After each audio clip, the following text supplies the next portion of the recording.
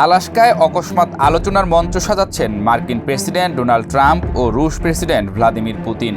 আমেরিকার মাটিতেই 15 আগস্ট প্রথমবার হবে ট্রাম্প ও পুতিনের ঐতিহাসিক বৈঠক।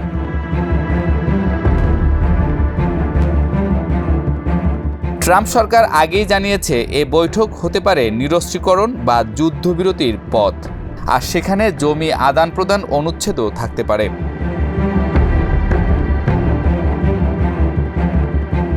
প্রতিক্রিয়ায় ইউক্রেনের প্রেসিডেন্ট ভলোদিমির জেলেনস্কি ওই ধারণাকে তীব্রভাবে প্রত্যাখ্যান করেছেন। তিনি বলেছেন, আমরা আমাদের জমি দখলদারকে উপহার দেব না। তিনি জোর দিয়ে বলেছেন, ইউক্রেনকে বাদ দিয়ে যে কোনো শান্তি আলোচনা হবে শান্তির বিরোধিতা।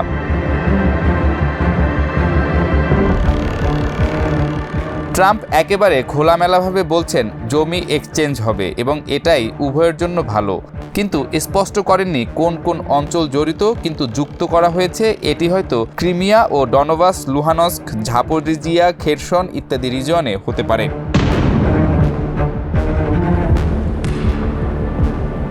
এই বৈঠককে ফিল আউট মিটিং হিসেবেই ট্রাম্প বর্ণনা করেছেন। তার মানে হলো, আমি 2 মিনিটেই বুঝে যাব প্রগতি হচ্ছে কিনা।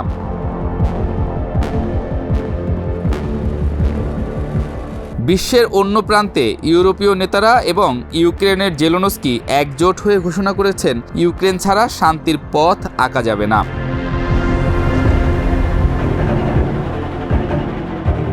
তবে ট্রাম্প বলছেন, তিনি ভবিষ্যতে পুতিন ও জেলেনস্কির 3-পক্ষীয় বৈঠকের সম্ভাবনাও উন্মুক্ত রাখছেন, যেখানে তিনি নিজে থাকতে পারেন বা শুধুই তাদেরকে আলোচনার জন্য বসিয়ে দিতে পারেন।